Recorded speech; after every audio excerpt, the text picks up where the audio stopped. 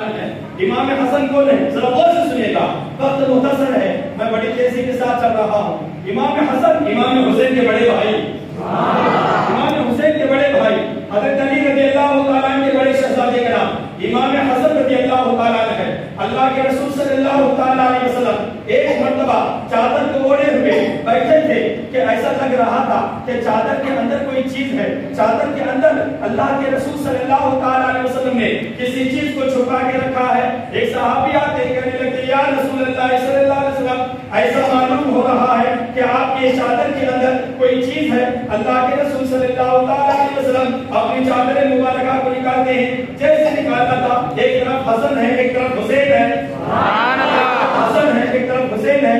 اللہ کے رسول صلی اللہ تعالیٰ علیہ وسلم نے ہاتھوں کو لمبا کیا، کہنے لگے اللہم انی احبہما فاحبہما، اے اللہ میں ان دونوں سے محبت کرتا ہوں، تو بھی ان سے محبت فرما جو ان دونوں سے محبت کرتے ہیں۔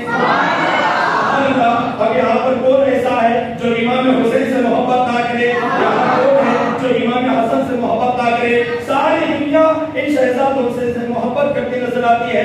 اللہ کے رسول صلی اللہ تعالیٰ علیہ وسلم مسجد نبوی میں بیٹھ کر ایک مرتبہ خطبہ ارشاد کر رہے تھے، تقریر کر رہے تھے۔ آپ کے بازو میں آپ کے پہلو میں امام حسن رضی اللہ تعالیٰ، امام حسین کے بڑے بھائی امام حسن رضی اللہ تعالیٰ بیٹھے ہوئے تھے۔ کبھی آپ جو ہے لوگوں کے چہروں کو دیکھتے، کبھی امام حسن کا چہرہ دیکھتے، کبھی امام حسن کا چہرہ دیکھتے۔ تقریر مکمل ہو گئی، صحابہ نے کہا یا رسول اللہ آپ اس طریقے سے امام حسن کو کیوں دیکھتے ہیں؟ اللہ کے رسول نے فرمایا میں اس کے جسم سے جنت کی خوشبو کو پاتا ہوں، جنتی پھول ہے، میں اس پھول کو دیکھتا ہوں، ہر ہمیشہ جیسے جیسے اس چہرے کو دیکھتا چاہتا ہوں مجھے جنت کی خوشبو محسوس ہونے لگتی ہے، جنت کی مجھے جو ہے بہترین لذیذ محسوس ہوتی ہے۔ میرے معزز سامعین بہت آج آپ شہادت امام حسن رضی اللہ تعالیٰ عنہ کی محفل میں آئے ہیں، جس کا شہر امام حسن کا شہر سنگر شریف اللہ اکبر کبیرہ، ان کے شہزادے سرکار سیدنا علاؤالدین رحمۃ اللہ تعالیٰ علیہ یہاں پر آرام کر رہے ہیں۔ میرے معزز سامعین بہت آئیے امام حسن کے فضائل سنتے ہیں۔ ایک مرتبہ اللہ کے رسول صلی اللہ تعالیٰ علیہ وسلم نماز پڑھا رہے تھے۔ امام حسن رضی اللہ تعالیٰ عنہ کا لڑکپن کا زمانہ ہے، آ کر پیٹ پر بیٹھ جاتے ہیں۔ اللہ کے رسول صلی اللہ تعالیٰ علیہ وسلم بڑے سکون کے ساتھ، بڑے سکون اطمینان کے ساتھ نماز کو ختم کرتے ہیں۔ میرے معزز صحابہ نے کہا یا رسول اللہ سجدہ لمبا کرنے کی ضرورت کیا تھی؟ اللہ کے رسول نے فرمایا میرا شہزادہ، میرا نواسا امام حسن علی کا بیٹا میرے پشتوں کا سوار ہو گیا تھا، میں اسے بے پناہ محبت کرتا ہوں کہ اگر میں سجدے سے سر اٹھاؤں تو گر جاتا۔ میرے معزز سامعین کو بتا اللہ کے رسول صلی اللہ علیہ وسلم امام حسن سے اس طریقے سے محبت کرتے، اور امام حسن رضی اللہ تعالیٰ عنہ اللہ کے رسول کی باتوں کو خوب خوب عمل کرتے نظر آتے۔ کبھی آپ کا قدم سرکار کے قدموں سے ہٹا نہیں ہوتا۔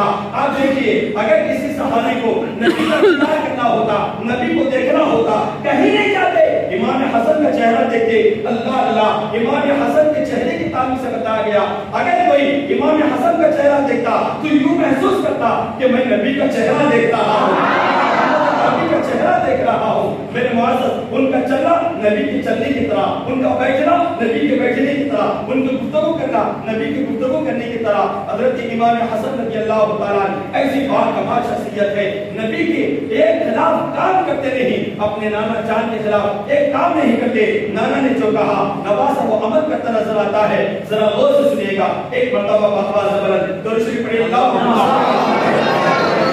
سیدنا مولانا محمد وبارک وسلم۔ دو تین چیزیں میں بتا کر اپنی جگہ لے رہا ہوں۔ آج امام حسن کا یوم شہادت، آج امام حسن کے انتقال کا دن، امام حسین کے تعلق سے ہم نے بہت کچھ کیا۔ آج آئیے ذرا امام حسن کے تعلق سے ان کے اخلاق کیسے، ان کی کردار کیسے، ان کے ادوار کیسے، کوئی طرف نہیں، دل تھام کر بیٹھے گا۔ بس میں جو ہے مکمل کر رہا ہوں، زیادہ دیر میرا وقت نہیں، 8:30 بجے سے محفل میں شرکت کرنا ہے۔ میرے معزز سامعین کا وقار، امام حسن رضی اللہ تعالیٰ عنہ کے پڑوس میں ایک مکان تھا، وہ یہودی کا مکان، یہودی کا مکان تھا۔ امام حسن رضی اللہ تعالیٰ عنہ کے بازو میں جو یہودی کا مکان تھا، اسے اتنا ہی معلوم میرے گھر کے بازو میں جو مکان ہے وہ یہودی کا مکان ہے، مسلمان کا مکان ہے، اسے ہماری جگہ سے خالی کرنا، اسے کیا معلوم فاطمہ کی لال کا مکان ہے، اسے معلوم نہیں ہے حضرت علی کے شہزادے کا مکان ہے، بس اتنا معلوم ہے کہ امام کے کسی مسلمان کا گھر ہے۔ اب یہ دیکھتے ہوئے روزانہ اس نے امام حسن کے گھر میں کچرا ڈالے، ایک سال وہ کچرا ڈالے، ایک سال کچرا ڈالے، کچھ نہیں، آواز نہیں، پکارا نہیں، اس نے کیا بھی نہیں، خاموش۔ وہ یہودت بیوی، وہ عورت، وہ عورت عصمت کا گھر ہے، ایک سال سے میں کچرا ڈالنے جا رہی ہوں، کبھی اس کا آواز نہیں، کبھی لڑائی کی بات نہیں، اگر لڑائی پر آ گئی تو لڑ کر اسے گھر خالی کروا دوں گی، مگر کچھ نہیں، ایک سال میں نے کچرا ڈال دیا۔ میرے معزز سامعین کا وفات، اس نے اپنے شوہر کو کہا ایک سال سے میں کچرا ڈال دوں ہمارے گھر کے بازو میں، مگر اس کی آواز نہیں، اس کا گھر ہے، ارے تو ایک سال سے کچرا ڈال دے، ہاں ایک سال سے کچرا ڈال دے، مسلمان ہے، ستائیں گے، لڑیں گے، بھیج دیں گے۔ ارے پگلی تو سمجھتی نہیں، وہ فاطمہ کے لال کا شہزادے کا گھر ہے، شہزادے کا گھر ہے، وہ امام حسین کے بڑے بھائی کا گھر ہے، ان کے گھر میں کچرا ڈال رہی ہے، وہ ایک سال سے، ارے صبح سویرے صبر ان کی دہلیز کو چوم کر جاتا، چوم کر جاتا، صبر، وہ ایسے صبر کے پیکر ان کے گھروں میں تو کچرا ڈال رہی ہے۔ وہ آیا امام حسن رضی اللہ تعالیٰ کے بارگاہ میں، کہا کہ سرکار معاف کر دیجئے، میری بیوی روزانہ آپ کے گھر میں کچرا ڈال رہی ہے، سرکار امام حسن معاف کر دیجئے، میری بیوی ناواقف، میری بیوی دیوانی، میری بیوی بیوقوف، سرکار معاف کر دیجئے، روزانہ آپ کے گھر میں کچرا ڈال رہی ہے، آپ کو تکلیف پہنچا رہی ہے۔ حضرت امام حسن رضی اللہ تعالیٰ نے کہا، ذرا غور سے سنیں، یہ بڑی کام کی بات ہے، ذرا غور سے سنیں۔ امام حسن نے کہا اگر اس کے دل میں میرے گھر میں کچرا ڈالنے سے سکون محسوس ہوتا، اگر اس کے دل میں خوشی ہو رہی ہے میرے گھر میں کچرا ڈالنے سے، اس کی آخری سانس تک میں اجازت دیتا ہوں کہ میرے گھر میں کچرا ڈالے، میرے گھر میں کچرا ڈالے، کیوں؟ اس کے دل میں خوشی ہو رہی ہے، اس کے دل میں اطمینان پیدا ہو رہا ہے، جب یہ بات ہے حسن اجازت دیتا ہے کہ روزانہ میرے گھر میں کچرا ڈالے، سرکار وہ کیسے؟ سرکار ہم آپ کو ستا دے۔ امام حسن نے کہا اگر کسی نے میرے کان میں آ کر گالی دی اور دوسرے کان میں آ کر معافی مانگی تو میں اسے معاف کر دوں گا۔ میرے نبی نے فرمایا کہ للجار حق، پڑوسی کا حق ہے، تو جب پڑوسی کا حق ہے وہ میرے گھر میں کچرا ڈال رہی ہے، ڈالے۔ میرے معزز سامعین و وقار کہ دیکھیے امام حسن کے چھوٹے سے باتیں اس کے دل میں ایسی کھلکر دے گئی، اللہ وہ اپنی بیوی کو، بچوں کو حضرت امام حسن کے بارگاہ میں آیا، کہنے لگا جس اسلام میں پڑوسی کا اتنا بڑا مقام، جس دین میں، جس دھرم میں پڑوسی کی اتنی بڑی چیز ہو، وہ دھرم کبھی غلط نہیں ہو سکتا، وہ دین کبھی غلط نہیں ہو سکتا۔ امام حسن کے قدموں پہ لپٹ گیا، سرکار پڑھائیے لا الہ الا اللہ محمد رسول اللہ۔ میرے معزز طلبہ، امام حسن رضی اللہ تعالیٰ کی اس اخلاق کو دے کر، اس کردار کو دے کر پورا گھر جو ہے مسلمان ہو گیا۔ دیکھیے حضرت امام حسن رضی اللہ تعالیٰ کی شان، آج اگر ہمارے گھر کے بازو میں کسی کا گھر ہو، اس کی کھڑکی اگر کھل جائے، اس کا کچرا ہمارے گھر کے پاس آ جائے، اس کی نالی میرے گھر کے پاس آ جائے، اللہ اللہ ہماری زبان کیا ہوگی، ہمارا کردار کیا ہوگا، ہمارے اخلاق کیسے ہوں گے، ہمارے دعات کیسے ہوں گے۔ ذرا اندازہ لگائیے، یہ وہ معزز مسلمان ہیں امام حسن رضی اللہ تعالیٰ، اللہ اکبر کبیرہ، ان کے آداب کو دیکھ کر، پڑوسیوں کے ساتھ سلوک کو دیکھ کر، ارے غیر لوگ جو اسلام کی دولت سے مالا مال ہو گئے۔ ایسی ذات کے نام کہ امام حسن رضی اللہ تعالیٰ ہے۔ میرے معزز سامعین و وقار، امام حسن رضی اللہ تعالیٰ کے گھر میں ایک مرتبہ چند معزز مہمان آ گئے، چند معزز مہمان آ گئے، غلام سے کہا کہ ان کی خدمت کی جائے، ان کو کھانے کا دسترخوان لگایا جائے۔ غلام شوربہ لا رہا تھا، سالن لا رہا تھا، لانے کے درمیان اس کے ہاتھوں سے گر گیا، سالن کچھ جو ہے مہمانوں کے اوپر گر گیا، امام حسن کے اوپر گر گیا۔ امام حسن رضی اللہ تعالیٰ کو غصہ آ گیا، ایک نظر ڈالی، غلام امام حسن کے ساتھ رہ کر وہ قرآن کا عالم بن چکا تھا، وہ دین سے واقف ہو چکا تھا، فوراً کہا سرکار اللہ تعالیٰ فرماتا ہے وَالْقَاسِمِينَ الْغَيْظَ، غصے کو پی جانی چاہیے، غصے کو بھاگنا نہیں چاہیے۔ حضرت امام حسن نے کہا قسم تو غیظی، جب میں نے غصے کو پی لیا، فوراً وہ غلام کہنے لگا، وہ نوکر کہنے لگا عفوت عنک کہ والعافین عن الناس، لوگوں کو معاف کرنے والے ہوتے ہیں، غصے کو پی جانا ہی نہیں بلکہ لوگوں کو معاف کرنے والے بھی ہوتے ہیں۔ امام حسن رضی اللہ تعالیٰ نے کہا عفوت عنک، جب میں نے تجھے معاف کر دیا میرے معزز سامعین کو بتا، وہ غلام کہنے لگا واللہ یحب المحسنین، اللہ محسنوں کو، اچھا کام کرنے والے کو پسند کرتا ہے۔ امام حسن رضی اللہ تعالیٰ نے کہا جب میں نے تجھے نوکری سے آزاد کر دیا کہ کہیں اور چلا جا، میری خدمت میں نہ رہ، میرے معزز سامعین کو بتا، یہ واقعہ بتاتا کیا ہے؟ بتاتا یہ ہے ایک مسلمان کو چاہیے کہ غصے کو پی جانی چاہیے، ایک مسلمان کو چاہیے کہ لوگوں کو معاف کرتے رہنی چاہیے، ایک مسلمان کو چاہیے کہ بدلہ لینے کی فکر نہیں کرنی چاہیے، کیونکہ اب ذرا میں بہترین حدیث سنا رہا ہوں، ذرا رکھ کر کل سے عمل کرنا شروع کر دیجئے۔ میرے معزز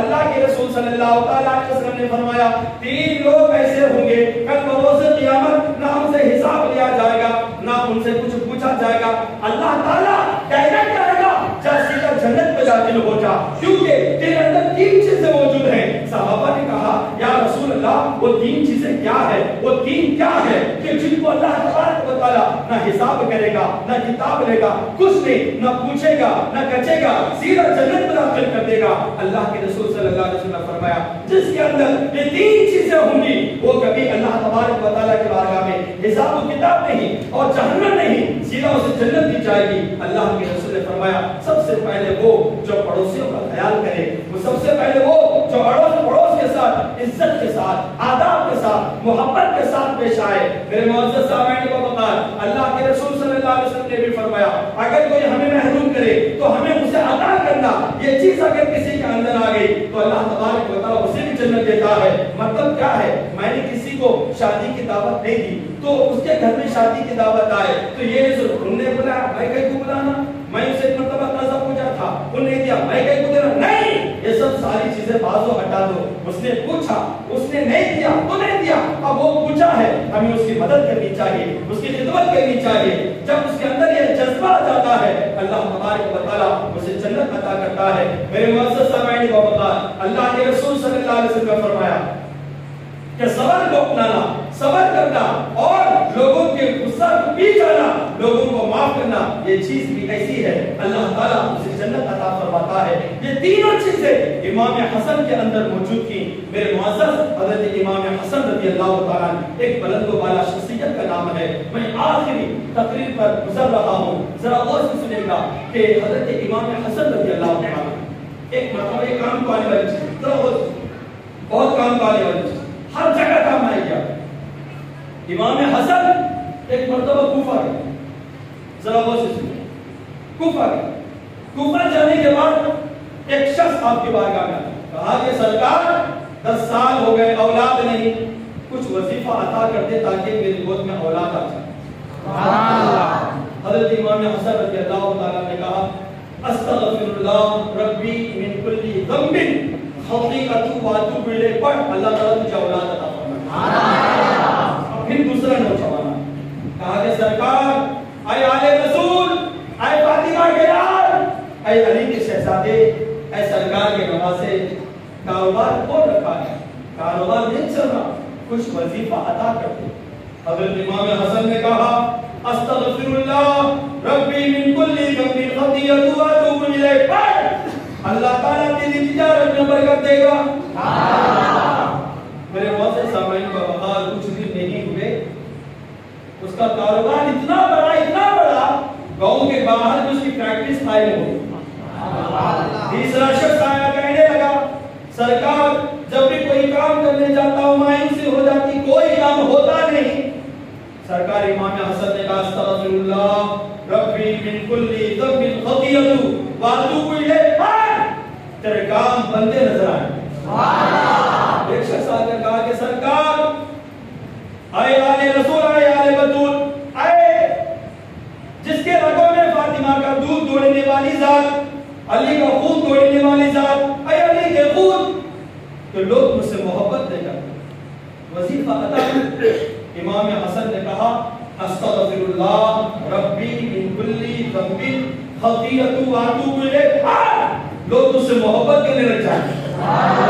میرے معزز سامعین باوقار 10 لوگ امام حسن کی بارگاہ میں سوال رکھا اور حضرت امام حسن نے 10 لوگوں کو ایک ہی وظیفہ دیا استغفر اللہ ربی من کل ذنب خطیئۃ واتوب الیہ. جب ایک زمانہ ہو گیا وہ جو اولاد کا وظیفہ پوچھا تھا اس کو اللہ تعالیٰ نے 10 اولاد عطا فرمائے. تو بادشاہ نے کہا کہ تو بھی اولاد تھا, یہ اولاد کہاں سے آ گئی؟ کہا امام حسن کی بارگاہ میں وظیفہ پوچھا تھا, انہوں نے وظیفہ دیا تھا, میں اس وظیفے پر عمل کیا, اس وظیفے کی برکت سے اللہ تعالیٰ نے مجھے آج 10 اولاد عطا فرمایا. میرے معزز سامعین باوقار حضرت وہ امیر موجودہ جو بادشاہ تھے انہوں نے کہا تھے کہ حضرت امام حسن سے یہ تو پوچھ رہے تھے یہ کہاں سے آپ نے سیکھا؟ ہاں میں نے پوچھا یہ کہاں سے سیکھا آپ نے؟ تو انہوں نے کہا میرے نانا جان نبی نے سکھایا. پھر معزز سامعین باوقار بتا کیا چلا؟ جب بھی کہیں ناکامیابی ہو گھر نہیں چلتا, محبت نہیں کرتا, گھر میں برکت نہیں, اولاد نہیں ہے, کہ کھیتی باڑی میں رحمت نہیں, برکت نہیں, استغفار پڑھ لینے سے امام حسن کا صدقہ جاری وساری ہو جاتا ہے. میرے معزز سامعین باوقار ہم محفل میلاد مصطفیٰ میں آئے, یہ رحم و کرم کی برسات. میرے معزز حضرت شیخ عبدالحق محدث دہلوی رحمۃ اللہ تعالیٰ نے کہتے ہیں کہ یہ فقیر سال میں 2 محفلیں قائم کرتا ہے, سال میں 2 محفلیں کرتا ہے. ایک محفل امام حسین, ایک محفل میلاد مصطفیٰ, یہ 2 محفلیں کرتا ہے. ایک مرتبہ ایسی حالت آ گئی گھر میں پیسے نہیں, گھر میں کھانا نہیں تھا, کیا کروں سمجھ نہیں آ رہا تھا. پورا گھر ڈھونڈا تو ذرے چنے ملے مجھے, چنے رکھو. میں کیا کرا محفل میلاد کی فاتحہ دلا, چنے رکھو فاتحہ دلا. اب دیکھیں اب اگلا جملہ غور سے سنو. محفل میلاد یہ ملانا کرے تو کیا ملتا ہوں. اب یہ اگلا اب آتا. تو حضرت شیخ عبدالحق محدث دہلوی کہتے ہیں رات سو گیا, سرکار میرے خواب میں تشریف لائے. سنا ہے آپ ہر عاشق کے گھر تشریف لاتے ہیں, میرے گھر بھی ہو جائے چلانا یا رسول اللہ. اللہ کے رسول میرے خواب میں تشریف لائے اور ان کے ہاتھ میں کیا کے چنے تھے.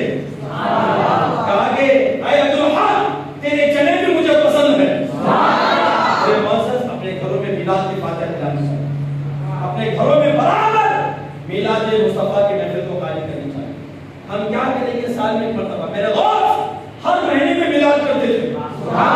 غوث اعظم رضی اللہ عنہ کی جو 11 کی تاریخ ہے تو یہ 11 تاریخ کو کیا بھی نہیں ہے. حضرت غوث اعظم نا اس وقت نا انتقال کرے کیا بھی نہیں, آپ کے انتقال کی تاریخ 17 تاریخ ہے, مگر 11 تاریخ کو میں فاتحہ کہیں دلاتے, اس لیے دلاتے غوث اعظم دلاتے تھے. غوث اعظم کہیں دلاتے تھے, غوث اعظم اس لیے دلاتے تھے وہ نبی کی محبت میں ہر مہینے کی 11 تاریخ کو فاتحہ دلاتے تھے. اتنا شروع ہو گئی آج دنیا کے کونے کونے میں آپ نے سنت کو زندہ کرتے ہوئے اس وقت ہم فاتحہ دلاتے. میرے معزز سامعین باوقار ایک محفل میلاد مصطفیٰ قائم کرنا یہ ہمارے نبی کی سنت ہے. اللہ کے رسول سے کسی نے پوچھا کہ آپ عید کو کہیں روزہ رکھتے ہیں تو نبی نے فرمایا یہ میری پیدائش کا دن ہے. اب دیکھیے چند صحابہ بیٹھ کر گفتگو کر رہے تھے, آخری بات ہو کر اپنے جگہ لے ہو گیا.